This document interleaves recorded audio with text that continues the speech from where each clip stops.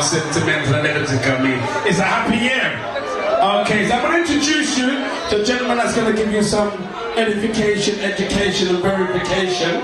He goes by the name of MANDIGO. Ladies and gentlemen, if you could put your hands together, show some hospitality for MANDIGO, ladies and gentlemen. Thank you, Mr. DJ, and also all the DJs who have been playing here tonight. Mr. Fix-It, Ernie, Papa Willie, all the crew. Ladies and gentlemen, good evening.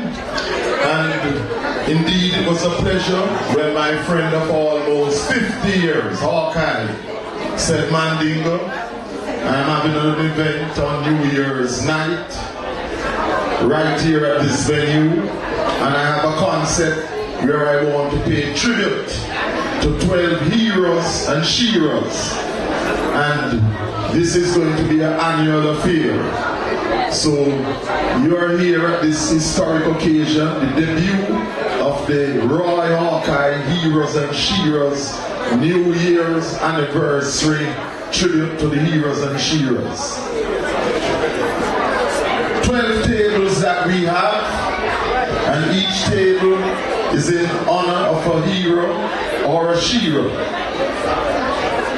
Marcus Garvey, Paul Bogle, Jesse Owens, Mary Seacole, Rosa Parks, Tommy Smith, Queen Nanny of the Maroons, Usain Bolt, the sisters Venus and Serena Williams, Fidel Castro, Arthur Ashe, and Muhammad Ali, who, you know, floats like a butterfly and stings like a bee.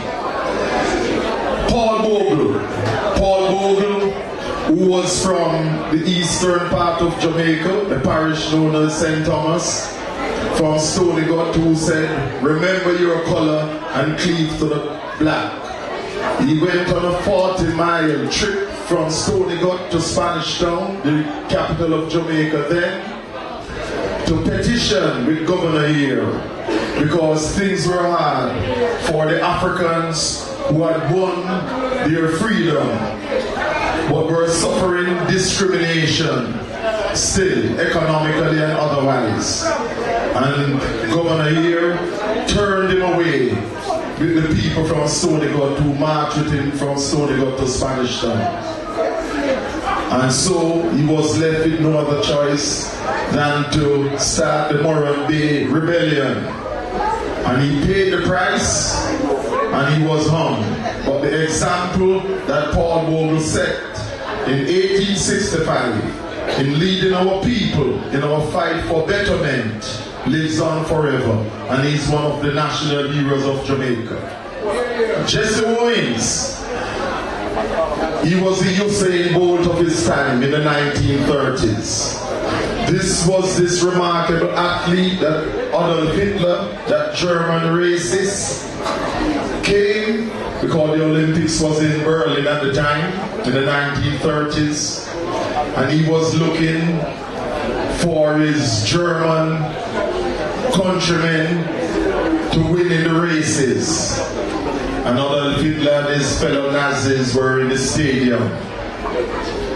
And when Jesse Owens and the other European athletes took their stance, of course German athletes were in the race.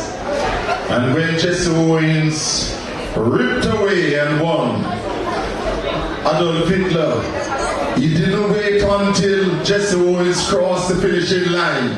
He saw that it was Jesse Owens all the way. He got up and he left, showing that this myth, racist myth about the Aryan Superman was a big lie. And Jesse Owens symbolized the magnificent athletic prowess of our African people in Berlin. Mary Seacole, she learned her medicinal skills from her grandmother, who was African. Her mother ran a boarding house in Kingston, Jamaica, that used to board out British soldiers, etc. And when Jamaica was engulfed with cholera, that's water that has been infected, etc. Mary Seacold was one of the nurses who helped to save lives in Jamaica because of the medicinal skills that she and her mother had learned from her African grandmother in Jamaica. At the university in Jamaica on the Mona campus, a hall of residence is appropriately named the Mary Seacold Hall. And right here in London by St. Thomas's Hospital, there's a statue of her right now. Of course, she later volunteered and went to the Crimea to help the British soldiers, some of them who she had known in Jamaica and used to help. Rosa Parks, the mother of the civil rights movement. This was a woman in Montgomery, Alabama. It was not a case that she was coming home from work and she was tired and so she wasn't giving up her seat.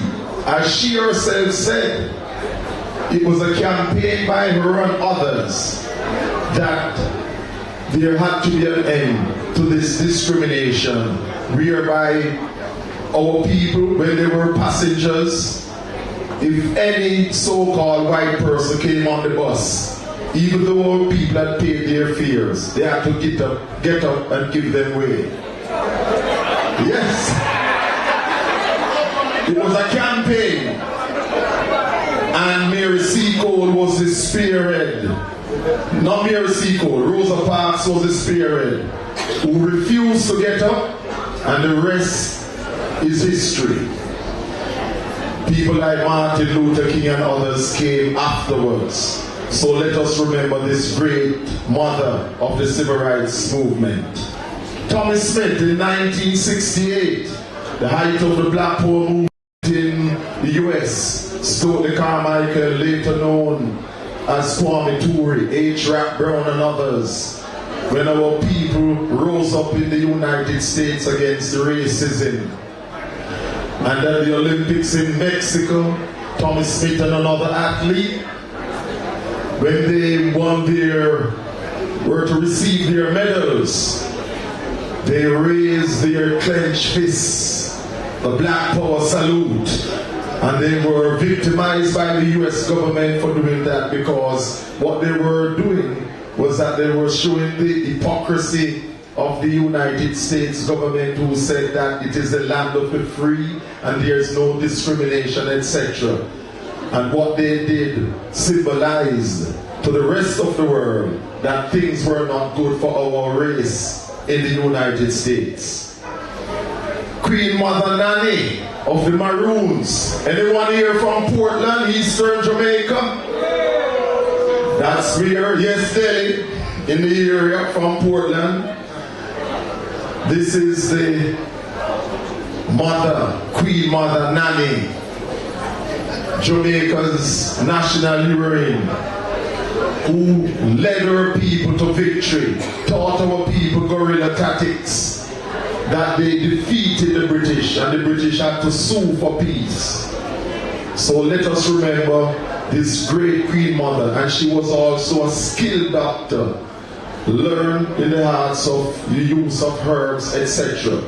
She was not born in Jamaica, but she and her brothers, Kojo, Achempom and others, were enslaved, came to Jamaica, but escaped from the plantations and built independent African communities in Jamaica. And her base was in Portland, Eastern Jamaica. Usain Bolt from Trelawney. Yes, Lightning Bolt. This man, over 3 Olympics, has made so many records. So many people have tried to defeat him. But Usain Bolt, the son of Trelawney, Jamaica, of the Caribbean, has really proved himself over the years, the hard work and the discipline. You know, you see him laughing and giving jokes, but when it came on to the training, he was very serious and dedicated. And over the years he has proved himself. He has now retired, and we say well done to the lightning bolt, Usain Bolt, from Trelawney, Jamaica.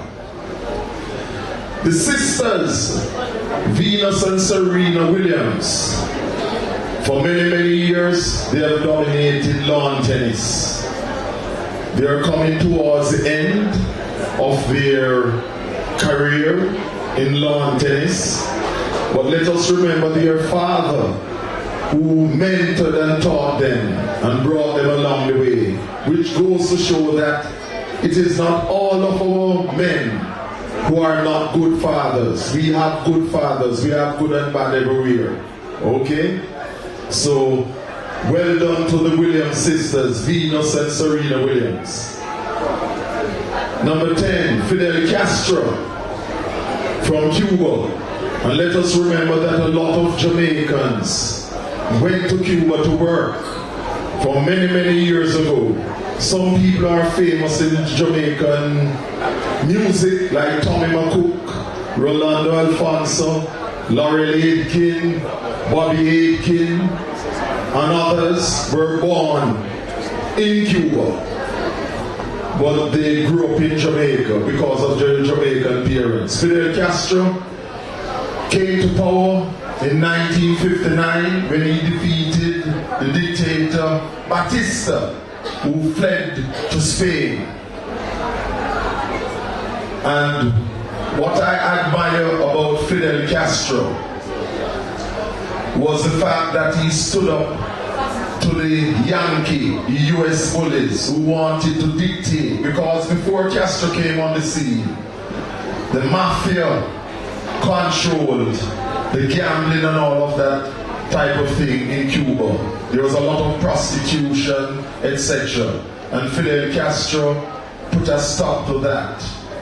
And he also nationalized those business concerns from America that was exploiting the people in Cuba.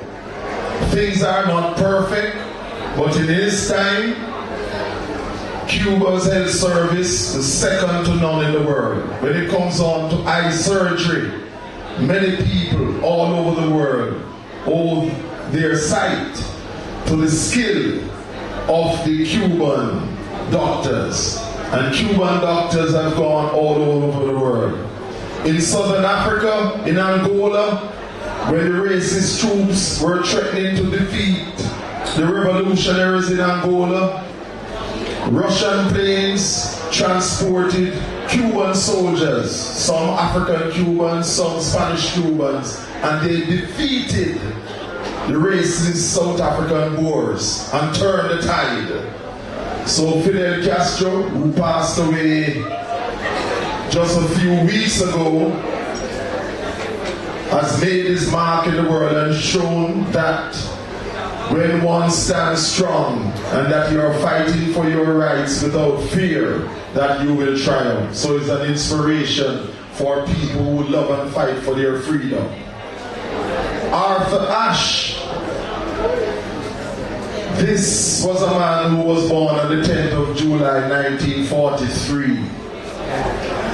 And he passed away on the 6th of February. And the 6th of February is Bob Marley's birthday, 1993. He was having some heart problems, had a heart transfusion, and contracted AIDS, unfortunately, and died of pneumonia-related illness. One of his great things in the world of lawn tennis is that Arthur Ashe is the only black man, the only African to win singles at Wimbledon, the US Open, and the Australian Open. Muhammad Ali from Louisville, Kentucky, the man who was an Olympic boxing champion for his country in Rome, got his gold medal, went back and thought that because he had gotten his gold medal, he was an American citizen, went to his hometown of Louisville to order some hamburger